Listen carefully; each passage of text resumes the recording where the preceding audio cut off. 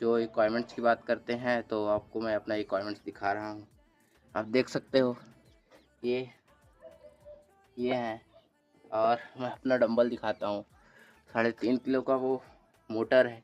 आप वो ये देख सकते हो, ये ना डंबल से कहीं ज़्यादा भारी है। इसको ऐसे उठाता हूँ, लग जाता हूँ भाई। तो मैं बहाने नहीं ढूंढता यार कि मेरे पास ये नहीं है वो नहीं है। मैं ना पत्थर से भी एक्सरसाइज कर सकता हूँ। और भाई मेरा कहना ये है कि तुम बहाने मत ढूंढो। सुबह उठो, टहलो, रनिंग करो और अपनी बॉडी को मेंटेन रखो। भाई स्वस्थ रहोगे तो बहुत ही अच्छी है बात है ना। तो फिटनेस पे ध्यान दो, एक्सक्यूज मत ढूंढो यार, है ना।